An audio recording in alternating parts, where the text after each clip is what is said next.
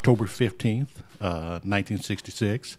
And also to also let people know about people like El Prentice Bunchy Carter, who we have advertised on the promo, for the show. And we're going to tell people more about him, and as well as all the influences that the Panthers made in society, including a lot of programmatic influences. One of the announcements I wanted to make is next week in Oakland, October 12th, from 10 to 6 p.m. at Bobby Hutton Memorial Park in Oakland, California. They're going to have a serving the free breakfast program. There's an old program of the Black Panther Party back in the day, something that the government actually took over after destroying the Panther Party. And, that's why in urban communities, you're able to have breakfast now because before then there was no breakfast available. And then it went off into, I think it was the WIC program, Women, Infants, and Children program was started by the Panther Party. Sickle cell anemia testing was started by the Black Panther Party. So Head Start. Head Start, yes, absolutely. I was getting ready to say that too, Head Start. Was part of our liberation schools. That's right, yeah. And so the thing is, there's a lot of history people don't know. And I want to definitely make sure people come out for that event, and also to read books on the Black Panther Party, anywhere from Bobby Seale's Seize the Time, Huey P. Newton's Revolutionary Suicide, even Malik Ishmael's From Old Guard to Vanguard, Second Generation Panther. Check it out. But I definitely want to have Brother Kwame talk about his segment, and then we're going to keep it rolling with Miss Kathy. Good morning. Is it still morning? I think so. Yes, it is. I think so. I am CEO for Atlanta Segment Productions, and I just returned from New York for a trip where I did some location scouting, but my primary purpose was to meet with my team there in New York. So we have photographers, location scouts, a couple of producers. We even have a caterer in New York. Oh, okay. Old coworker of mine. Right. Actually, an old employee of mine. Okay. So anyway, we did some tours, historical tours.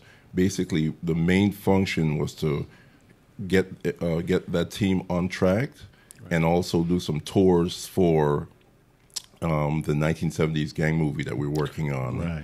And then some of the other producers and some of my consultants want me to do a prequel, which is a 1950s, 60s movie that would be, that would show you the link or the beginning of what this movie is about. Okay. So, so we did some walking tours throughout the western part of Manhattan mostly. And then you could definitely talk about some of your projects on November 3rd, Yes. which you have a special ASP Vanguard on Power 108.9 edition, right? Yes. Yeah. And you have, who's the guest going to be with you? We're actually going to have several people calling in. We're going to have some of the actresses and production assistants, and even my cousin. He is my agent in Toronto, Canada, and he wants to move here to Atlanta. So he's an actor and a writer. So we have a lot going on, really a lot. And just to say a little backdrop on that, we may be headed to Toronto with Kamal Cyrus with his exhibit, From Old Guard to Vanguard photo exhibit, which is also a co-sponsor of the show. A young lady out there, a Native American sister, who she may be having us for next May to come up to Toronto and do the exhibit. What's her name? I can't really spell her name. It's Katio or something like that. But anyway, I'll get her name and I'll post it afterwards. All right. And what have you. Yeah. Is there a slave named Michelle? Because I think I know who you're talking about. I'm going to share that with you afterwards. Because I want to make sure I get her name right. Let's get back on track. Oh, we back on track. But also, before I give it off to Miss Kathy, I want to do a roll call of recognition real quick. All right. And I want to definitely do a roll call for, Black Panther History Month. It begins certainly with Huey P. Newton and Bobby Seale. To our mentors, which includes Brother Kwame, Charles Boko Freeman, B. Kwaku Duran, Sharif Abdullah, Dr. Kato Gato Cooks, our mentors, Ronald and Roland Freeman, rest in peace, Wayne Farr, rest in peace, and again, the legacy of Bunchy Carter. which was carried forward by his niece, Bernae Morris, as well as Harold Welton, who else? Muhammad Mubarak, Gil Parker, Long John Washington, and many others. So, again, we want to kind of give tribute and honor to the work they're still carrying on, and I'm going to go ahead and hand it off to Miss Kathy. All right. Well, we have a couple of trivia questions that we want to go over. Right. And one of them is for you, Brother Malik. Okay. And it is, what famous music star was a member of the Black Panther Party? Okay, well, at 16 years old in Chicago, she went to Calumet High School, and she used to actually be in the Breakfast for Children program. Her name was Yvette Marie Stevens.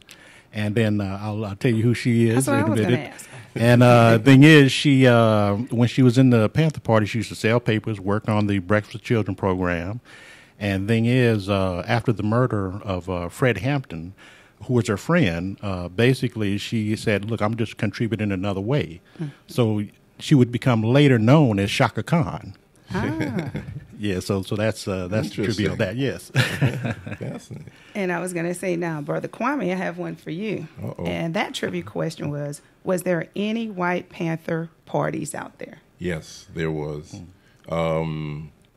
There was a White Panther Party that I think started in Chicago, if I'm not mistaken. Okay. But there were quite a few other groups. Whatever black militant group there was in the 60s and early 70s, there was a white counterpart. Wow. So it wasn't just the White Panthers. As a matter of fact, in Chicago, you had everybody. You had the Weathermen, the Weathermen. You Patriots, had the Young Red Patriots. Guard. Red Guard, right. Yes, Young you had Patriots. Chinese.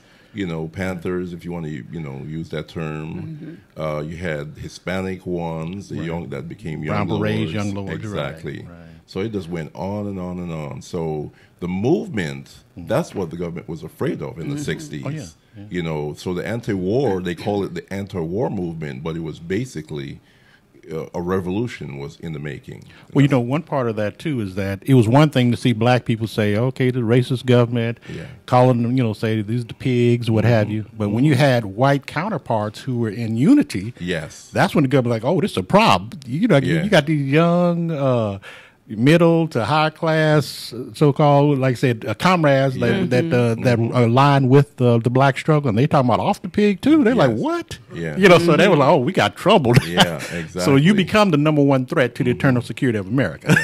Okay. All right. Well, I have another trivia question. Was there a Black Panther Party? Was it led by a woman at some point in time?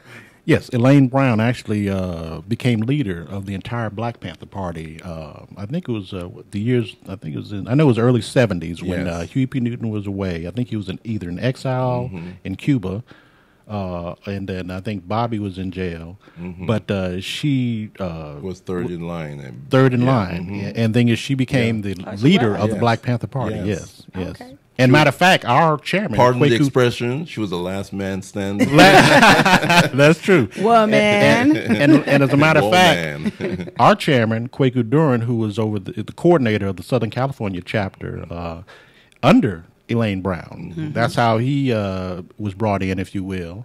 And then, of course, he became leader of the Panther Vanguard movement, which later came. But absolutely, she was at one point the leader of the entire Black Panther Party. All right, go women.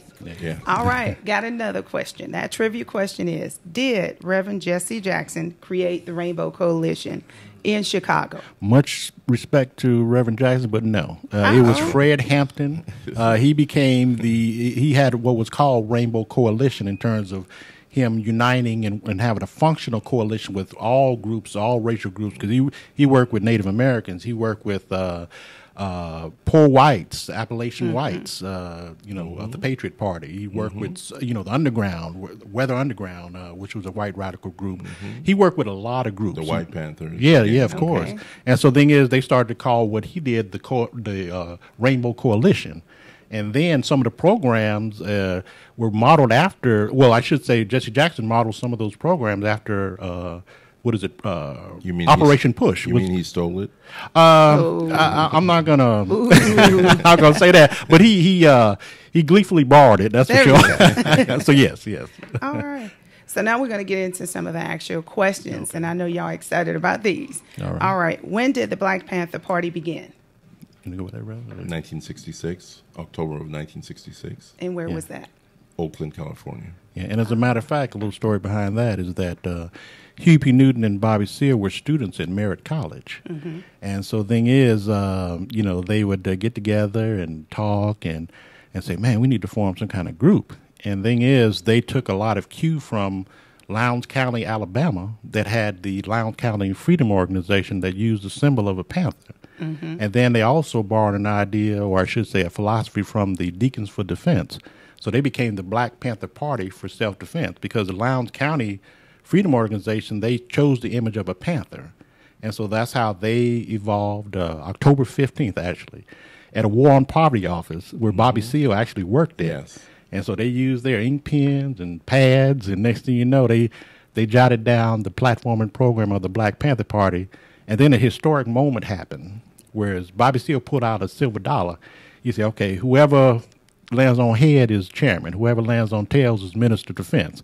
So he flipped the coin, and then he said, boom, came on head, okay, I'm chairman. And then Huey P. Newton said, no, wait a minute, brother, why you got to be chairman? He said, well, brother, it's only two of us. And I did flip the coin. So, yeah, then, of course, Huey P. Newton was the theorist, so it was just a funny moment that Bobby Seale always talks about. But, yeah, that's how they got their titles. Yes. Essentially, yeah. Flip of a coin. Flip of a coin. Silver dollar. A little tidbit. The reason why they knew about Lowndes County, why? Because most of the blacks in Oakland were from Alabama and Mississippi. That's right. You know, Great migration. Exactly. Yeah. So each state fueled or people different parts of California. And then also people like in SNCC with, of course, Stokely Carmichael, Kwame Ture, I knew him. He was such a major figure. Mukasa Willie Ricks, Timothy Hayes, who started the Atlanta Black Panther Party. He was part of that. Mae Jackson, so many others. I think I mentioned Willie Ricks already, I believe. But so many Cleveland Sellers and what have you. So many were part of that movement in the South that really had an effect on the whole nation, and especially in Oakland and, of course, the Bay Area, where that fervor for revolution was very strong. And then I know you mentioned about the Deacons for Defense. Can you tell us a little bit about that? Yeah, they're actually a group of former servicemen that came back from war. They witnessed what was going on in terms of the brutality during the civil rights marches and demonstrations. And they offer, say, look here, we're trained. We know how to use weaponry. If there's any problem, they brought the guns back with them. They brought the guns back with them, and thing is, so the demonstrations and marches that they were involved in, there was no incidents. But with the in terms of any Ku Klux Klan Citizen Council, so we're going to talk more about that as we come on back. But again, it's the Vanguard on Power 108.9. Happy Black Panther History Month. We get with you.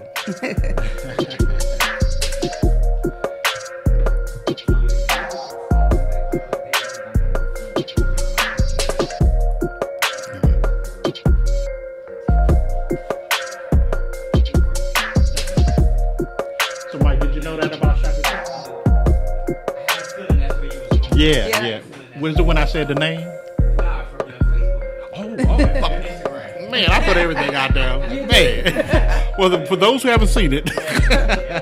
And then look, he started his intro, and I'm like, you taking some of the questions. I was like, scratch, let me mix them up as we go. Oh, I got plenty of them.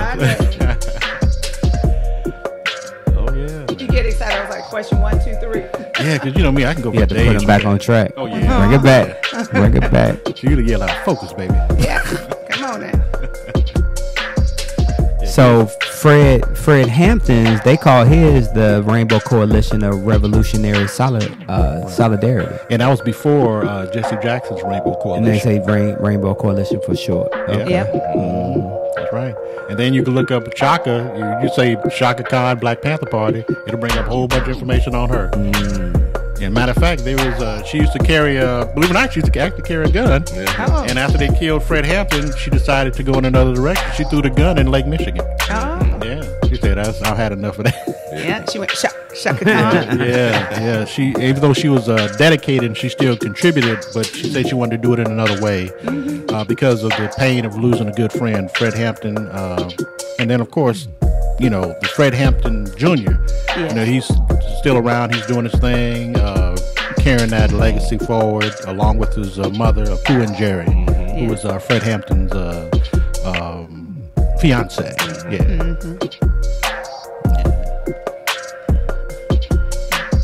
I was gonna tell Michael we got a Vanguard page on Wikipedia as well. Oh, it is? Yeah, okay, I'm about to check it out while y'all doing y'all show. Right. I'm just over here reading. Okay. Malik, do you could you tell us a little bit more the story about the what is it, the accidents that was happening? Did you hear about that? Where in Oakland there was children getting run over at this particular corner, and that was the Panthers' first direct action. The stoplight. Yeah, right. the stoplight. If you're a content creator, social media socialite, influencer, or simply love to record current events, you need the joystick. The joystick is an essential tool for every type of digital content creator. It holds 2 or more mobile phones or tablets, allowing users to stream and record hands-free on multiple apps simultaneously, and it's lightweight and portable. For more information or to purchase your joystick today, visit our website at www.joystick.com.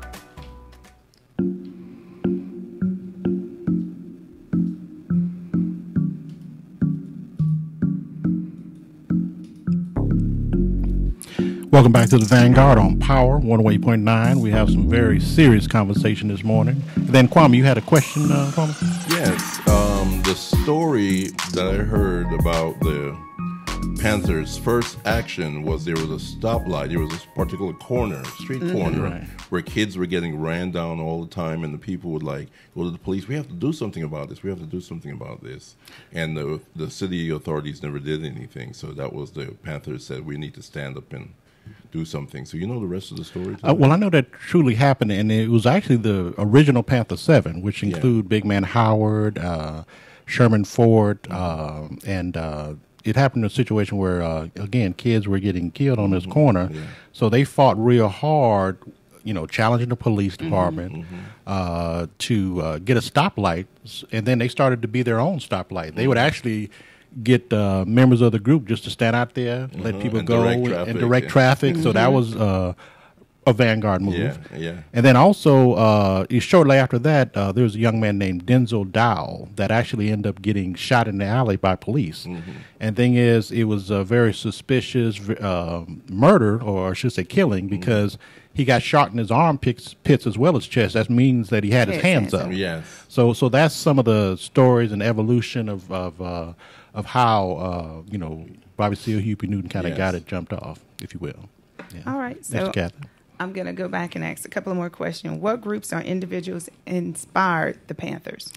Again, it goes back to the Lowndes County Freedom Organization, Deacons for Defense. I would say Robert Williams. He was the NAACP head of the Monroe chapter of the NAACP, rather. And he actually had a strong position on armed self-defense. And so the thing is, even he was so radical in terms of the way the NAACP was that he even got suspended. So he had his wife take over the chapter while he still ran it. And the thing is, he developed something called the Black Guard, which I know Kwame definitely knows about. You can tell a little bit about that, the Black Guard? Yeah, there were quite a few. As a matter of fact, while things got so bad, he had to flee the country. Right. And he was in exile in China, Tanzania, and a couple of other places. And Cuba as well. Yes. Yeah, because he had Radio Dixie. Yes. In Havana, Cuba. Exactly, blasting it here into the United States. Right. But while he was overseas, RNA elected him as president of the Republic of New Africa. Right. So he was our first president from 1968 to 1969 when he actually returned to the United States. Right. And I have pictures of the Black Legion meeting him at the airport and guarding him as him and his wife, because can't forget Mabel. Mabel was she was a tough cookie. Oh yeah. And so so the rest is history. So he was around for a little while until other things happened where the RNA was actually attacked in '69 in Detroit Michigan. So that led us in a whole nother direction. Wow, wow. And I remember reading about some of those events where when he came back from exile from China, him and his attorney, and I think his wife, was the only ones on this big jetliner. Whoa. Exactly. And when they got here, they had this trove of police officers and federal people just to escort this one man to wherever they took him. So, so he's someone that I think we should really study, Robert Williams. And matter of fact, he became famous really from a kissing case where these kids were in Monroe, North Carolina, black kids and white kids, and they did spin the bottle. And it happened to land on a white girl, and then the guy who was supposed to kiss her was a young black child, a male child.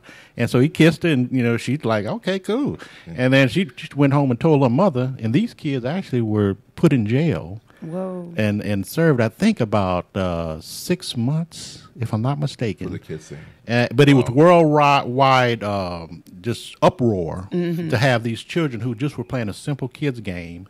For them to be punished, because they wouldn't have they would have been in reform school until they were 21, and so they were like 7 and, if I believe, 11 at the time. Innocent game. Innocent game. Yeah, that's what happened. Yeah. All right, so I got another question for you. What type of programs did the Black Panther Party have in the community? And that's for both of you. Okay, don't get me started on this one. Come on with it, brother. First of all, we have to understand the politics of the time. Right. The FBI had started a program called COINTELPRO, which was a program where they would control the black communities all over the United States. Right. So one of the things that they controlled were police. They started what were called Red Squads. Right. So these were FBI-controlled police men and units, and then they would do police stuff, but they would do it at the behest of the FBI. They weren't just doing it because of the police commissioner at their city, but they were doing it at the behest, and they were getting special pay. Wow. So what was happening when they would raid Panther offices, they would steal the information. They would go straight to the federal government. Right. You see what I'm saying? And then some of the congressmen and senators who were hooked into this program would then turn around, put a new name on these programs, and spin it off as a new bill. Right. You know what I'm saying? So. And what were some of those programs? Well, I'd say Breakfast with Children program, the WIC, the Liberation Schools as well. Free breakfast program, we called it. And then Head Start, of course. That really was a thing that developed from them as well.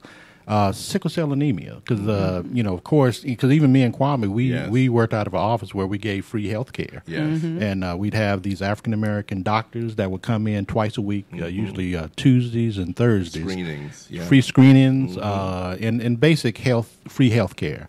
And don't forget all the bags of groceries. Oh man, massive bags of food.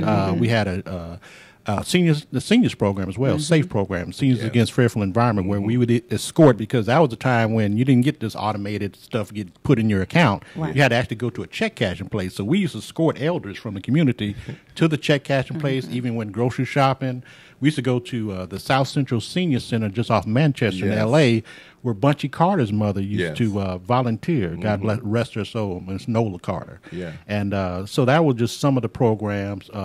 And you did the busing to the prisons? Busing to prisons program. Yes.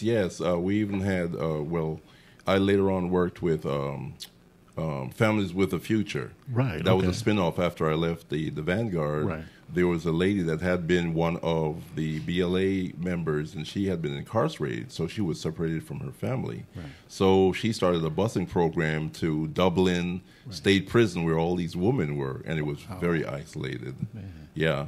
So, and then remember in the 90s when we used to do the groceries. Right. We used to do it sometimes out of the Quakers, the Friends. Yeah, that's right. That's right. Yeah, they let us use the trucks and everything like that. And their headquarters. Right. right. And then also y'all had where you had clothes at the headquarters. Yeah, clothes at the headquarters. We'd have to size up the clothes, put them in boxes, label them. Because we used to get a lot of a thrift homeless. store. Yeah, like a thrift store, but it was free for the homeless. Yes. Gotcha. But also when you go back to earlier, during the Black Panther Party era, which I think you could say is from 66 to 75, 81, yeah. what have you. Yeah. That specific area. Thing is, there were just so many programs that they had going on. They used to give away, 10,000 bags of free food. We pretty much did the same thing. We in our era. Yes, in the parks. Remember, I love those parks. Barbecue and then in the park. Unity in the community. Yes. And there's two young men, Trayshawn Terry and Stretch Sanders. And congratulations to Stretch. He just got married, and congratulations to him and his wife.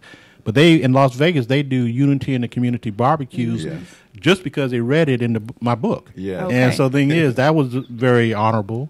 I think of people like today with Zulu Sherrod. He's with the New African Black Panther Party. I think he's doing great work out of New Jersey. Jack Jackson out of New Jersey doing some great work. Brother Maurice Burwell in Dallas. He's almost like he's really a Vanguard ambassador. That's an old friend of mine. Yeah. So the thing is, you have people that are really carrying the culture and programs forward today.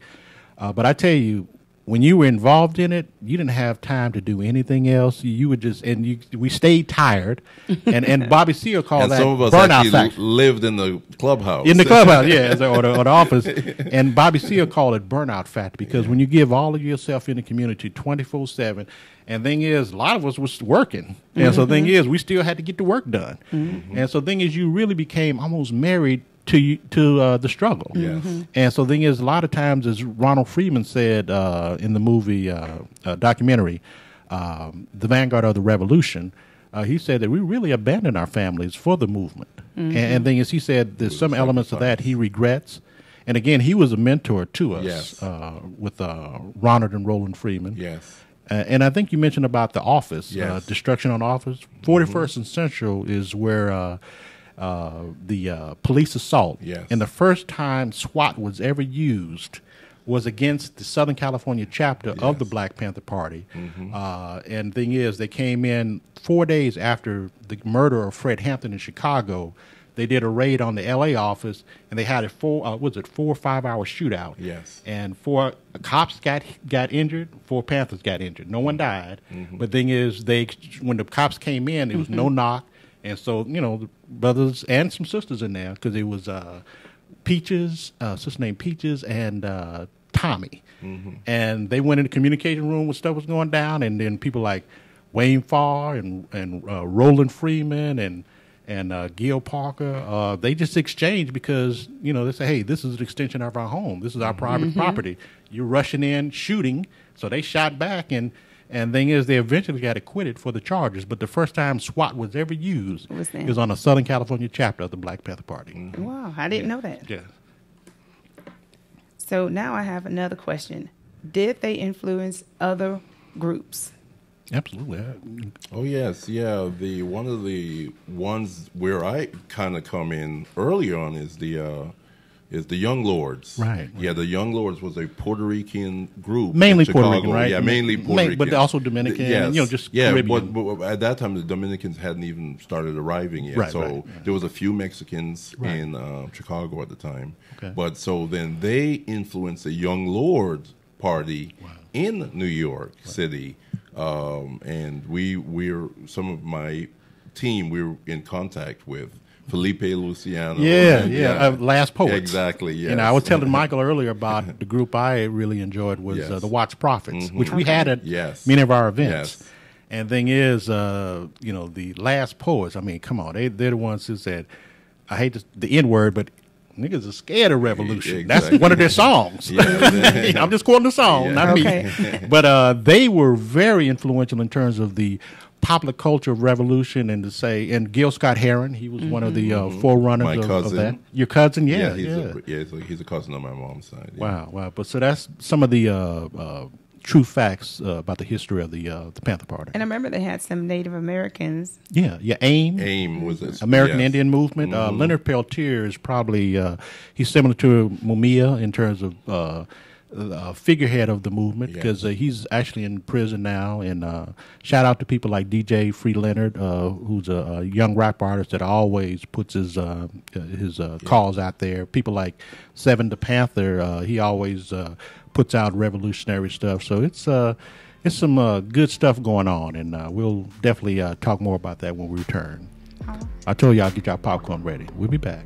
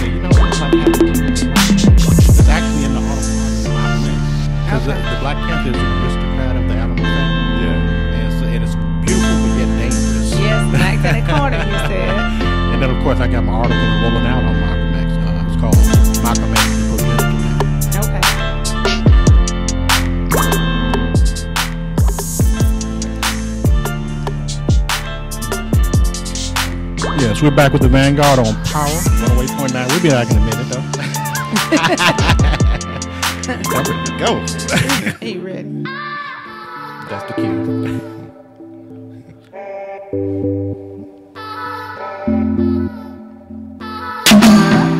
Welcome back to the Vanguard on Power 108.9. I told Mike I'm ready, man. Anytime. Yeah. But we're going to go back to Miss Kathy.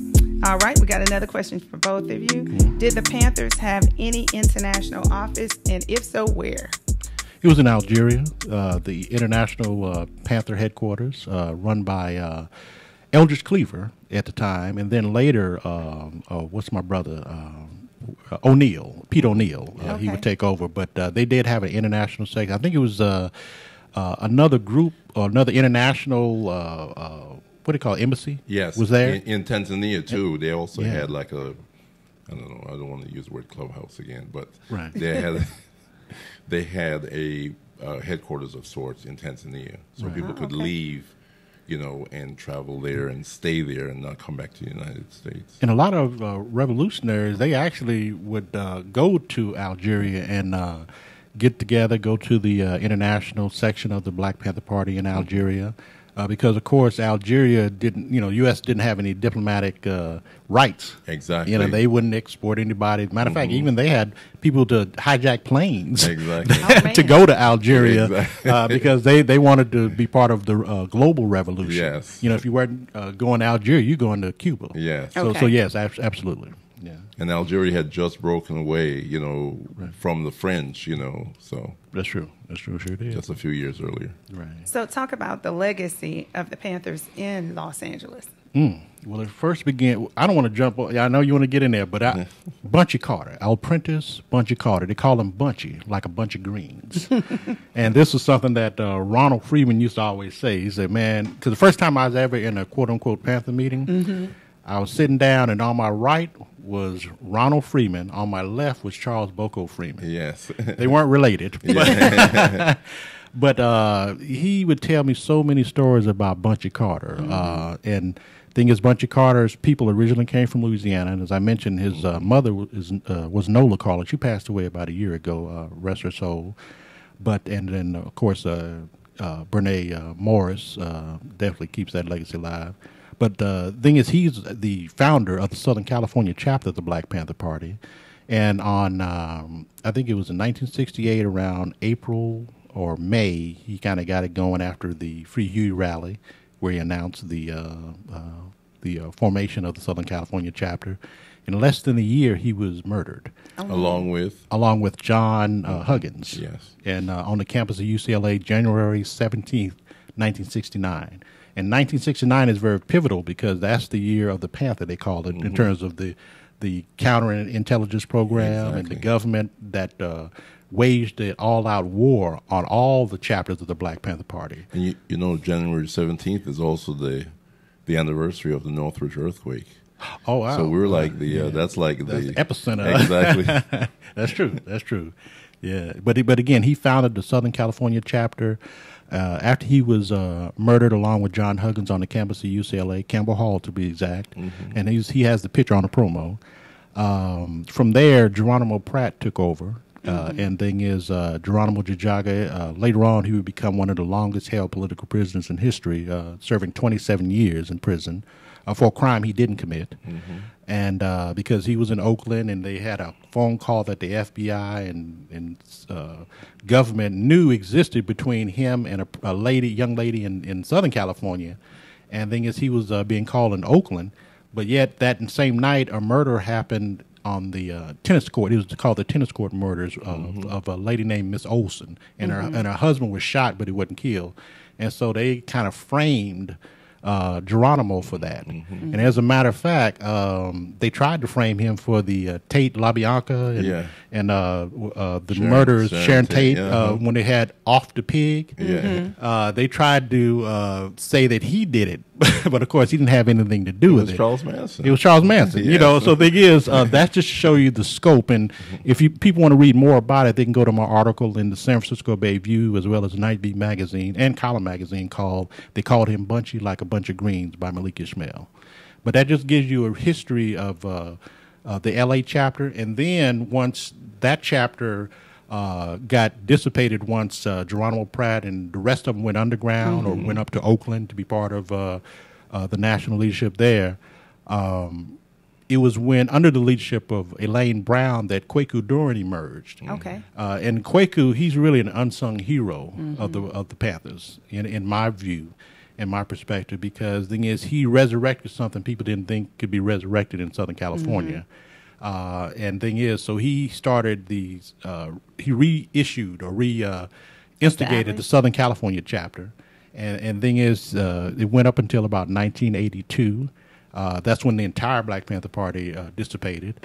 And then a few years later, he would come back and form, along with Sharif Abdullah and Brother Boko, Charles Boko Freeman, the Panther Vanguard in L.A., which then eventually branched out to Atlanta for a time, and then Indianapolis with Brother Kamal Osiris. So, and then didn't they team up with another group that was overseas? In London, wasn't it? Yeah. Well, there was actually a group called Panther. Okay. And they were really activists, African, Afro, Caribbean, West Indian, as well as East Indians as well. And they formed this newspaper. Okay. And the thing is, we actually got a chance to work in collaboration. We had an international issue of the Black Panther papers. So there were some groups over there. Prior to them, in our era, they had the British Black Panthers. Oh, okay. You know, and there was a brother named, he's the poet, Kwesi something Johnson. Yes, Kwesi Linton, Johnson, yeah. One of my favorites. Yeah, I think they operated out of Brixton. Yes. And so thing is, that's like the Compton of London. Yeah. We're about to see the Compton. I'm about to see it in 3 weeks. But basically, it was that line in Los Angeles from Bunchy to Geronimo to the underground. These are people like Dr. Cato Cooks and others. There's a sister that was part of the underground that has a book called Gorilla Girl coming out.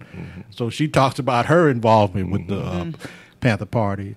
But yeah, L.A. has it's the only city that has a 3-era legacy in terms of we were part of the third wave of the second generation. Yes. From Bunchy to Kwaku to Kwaku again. Yes. And so in a little history about Kwaku too is that he actually was in jail the same time as Eldridge Cleaver, or at least Eldridge Cleaver was on his way to going to another jail. Eldridge Cleaver would be the National Minister of Information of the Black Panther Party. And then also Bunchy Carter actually got together with Eldridge when he was in jail, and that's when Eldridge convinced Bunchy to be a part of the Black Panther Party. So that's another piece of history. But Kwaku, he actually went to jail during that time for criminality or what have you. And thing is, I guess his going and his contact with Eldridge, if you will, in passing. He got conscious. Then he had a situation where his sister was actually murdered by a CHIPS officer. Wow. She was coming back from, I think it was the Monterey Jazz Festival with her boyfriend, and then they were stopped. And then from there, she went to go, I guess, get her registration out the glove compartment. And the police officer, he was a rookie, shot her in the back of the head. Ooh. So he lost his sister. And then from there, he got more radicalized. He actually went to law school. Became a lawyer as well as a Panther. And thing is, he started a group called CAPA, Coalition Against Police Abuse. Yes. So this is the long history. And I was a member of that too. Yeah. As a matter of fact, we used to always go over to Michael Zinzen. Right, exactly. To his office. So it's a long history when you talk about and more Panthers were actually killed in L.A. than any other chapter in the entire Black Panther Party. Man. Yeah. Ooh, that's a lot of history. It is. All right, so we have another one, and the question becomes, what groups or individuals today were inspired by the Panthers? You would know? Well, I would say, like I mentioned earlier, Zulu Sherrod. He's doing some good things up in New Jersey with the new African Black Panther Party, as well as Jack Jackson. He's definitely carrying that legacy up in Jersey. Most Def, yeah, from the entertainment. Yes. As I mentioned earlier, Seven the Panther, a.k.a. Bunchy Carter. He's a hip-hop artist that always puts out the reminiscing of Bunchy Carter in the Panther movement. And Dreamer Black as well. And don't you have one brother that does the documentary of the Black Panther Party? Yes. His name is Gregory Everett. He had the documentary called 41st and Central. And you remember when I talked about how the first SWAT action was against the Southern California chapter of the Black Panther Party. It talked about Bunchy as well, but it really also focused in on the attack, the illegal attack, at 4 o'clock in the morning, just like they did Fred Hampton, 2-3 weeks prior to that, 4 weeks actually prior to that. Well, I'm sorry, 4 days. 4 days prior to that. Do you know there's actually a festival in that area, the 41st, the Central Avenue Festival, and they continually talk about the Panthers. So I've actually been there. And what time is that normally? I think it's in the midsummer, is it? Okay. Yeah, well, the attack happened December 8th. 1969. So they usually try to fit it around there because Fred Hampton was murdered on December 4th, 1969. So 4 days later, they attacked the Panthers office in L.A., so that'd probably be around December 8th. So I'm pretty sure that it's around that. Yeah. And also they do have events at UCLA where Bunchy Carter and John Huggins were murdered. And matter of fact, when I was out there 2 years ago, I went there and took a picture. Like a tribute. A tribute, that has in front of Campbell Hall. Yeah. So there's some definite influences there. But I'd say people like, again, Zulu Sherrod, Jack Jackson, that's in New Jersey. Someone like Maurice Burwell in Dallas.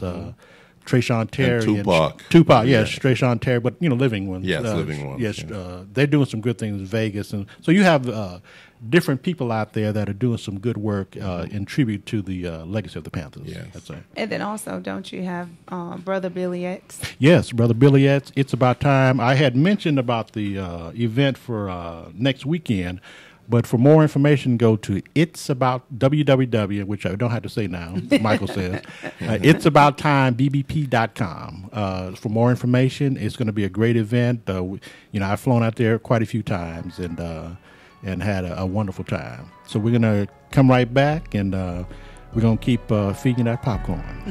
See you in a minute. You can have that, too. I'll finish with my notes. Okay. It's going to be a great event. They're going to have free breakfast.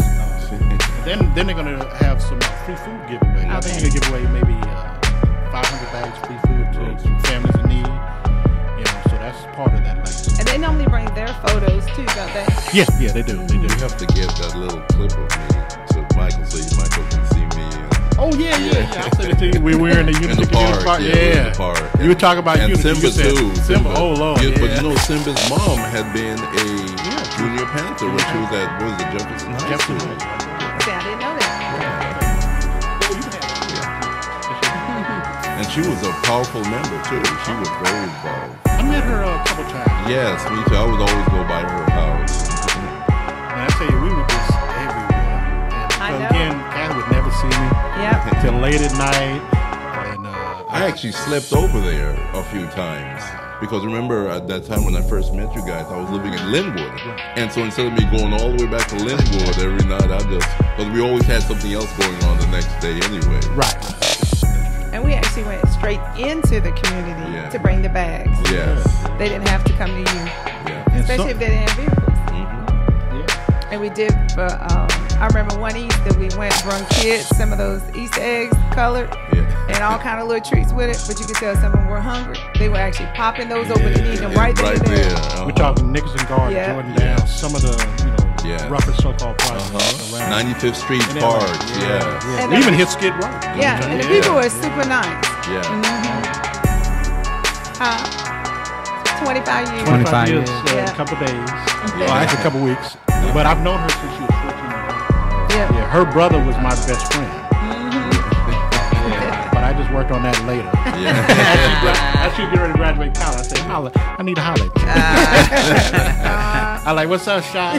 How long y'all been knowing each other? I was chasing a skirt in Los Angeles. That's what you were telling her. Yeah, that's right. So when I got to L.A., I was sitting around the house one day, and I said, you know what I need to get? Since I'm here, I might as well get involved. So I opened up the Wave newspaper, and there was an ad for the Vanguard, and then there was an ad for the California African American Genealogy Society. And I joined both of them in December of 1994. Okay. So we've been knowing him about 20, 21 years. Yeah. Actually, awesome. more than that. It's 25 years now. Yeah, that's right. Wow. Well, December's going to be 25 years since I first met you guys. Yeah. That's a long time. This is your new Make sure I get that in. Internet radio. We winding up. Power 108.9. You want to answer that, don't you? I bet it's just killing you seeing the soft glow just inches away. Someone wants to tell you something or ask you something. Yes. Oh, come on. Answer it already. Yep. Just so we're clear, that we're wasn't my fault. Okay. Next time, ignore your inner voice. Don't text and drive. Stay up on what's happening here at Power. We've got new shows, new guests, and new events that help us connect with the community. Follow us on Facebook and Instagram at Power 108.9. You can also go to power1089.com to get all of the updated news and happenings here at Power. Thanks for listening. We're back with the Vanguard here on Power 108.9, broadcasting live from the Battery. Before I swing it back over to Kath, I want to mention a few people that have maintained the great legacy of the Black Panther Party. I would say Khalid Rahim in Pittsburgh. He has a new African independence movement. William Johnson, he's with the New York committee, Remembrance Committee. And of course, as always, Bill Jennings in Sacramento. He has always put forward the legacy, as well as Fred Hampton Jr., who's carried the legacy of his father on. And they right now have a campaign called Save the Hampton House. So I want people to definitely check that out, as well as Ross Salon, who's a great hip hop artist who's always Panther driven, and he's definitely in that tradition. Okay, well, I couldn't go without asking this question. What influence did Malcolm X have on the Black Panther Party? I would say huge, because Malcolm X is considered the progenitor of the Black Panthers in terms of being influenced by. They had a number of influences, but they start their chronology at the death of Malcolm. And as a matter of fact, if you read the autobiography of Alex Haley, well, I should say the autobiography of Malcolm X by Alex Haley, if you go in the introduction part, they have a meeting with Malcolm X and M.S. Handler. And so Malcolm went over there to talk business. And next thing you know, once he left, his wife described Malcolm and said, wow, it's like having tea with a Black Panther. He's aristocrat. He has a lot of dignity. He's beautiful. He's a beautiful man. But at the same time, he's dangerous. And so the thing is, and Bobby Seale and Huey P. Newton, we used to always say that the nature of a panther is when you put it in a corner, it can't go left, it can't go right. It'll come out of that corner to destroy its oppressor. And so it's never on the offense. Usually it's on the defense. So Malcolm X had a tremendous influence, not just on the Panther Party, but people like Stokely Carmichael, a.k.a. Kwame Ture, Dhoruba Ben Wahad, Brother Kalanji, that's out today. So he had a tremendous influence. And if you want to read more about it, go to my article called Malcolm X, the Progenitor Panther, for Rolling Out Magazine. All right, so I have another question. Was there an Atlanta Panther Party? And if so, who started it? It was Mr. Timothy Hayes. He's a mentor of mine, good friend. He's really the Renaissance revolutionary, I call him, because he was an Ivy League student. He was in SNCC. He started the Atlanta chapter of the Black Panther Party. As a matter of fact, during our exhibit From Old Guard to Vanguard, the legacy of the Panthers that we did at the Southwest Arts Center with Brian Hebert, we did a tribute to him in terms of the pictures. So he's someone who actually fought in Africa against South Africa. Was injured, fought against the Belgians when they were out there. And matter of fact, he showed me where they shot him and it went through his body. Man. So and he's also a jazz drummer. He just does it all. That's why I call him he's like the Paul Robeson of the revolutionaries. Exactly. He's just all involved. So yes. So I have a question for both of you. And what I want to know on this one is, what did working with the Panthers do for you personally? Wow. Well, for me, if Kwame doesn't mind, I always tell people that Malcolm X and Muhammad Ali made me proud to be a black man. Okay. The Panthers made me proud to be a human being. So that would be the impact that it had on me.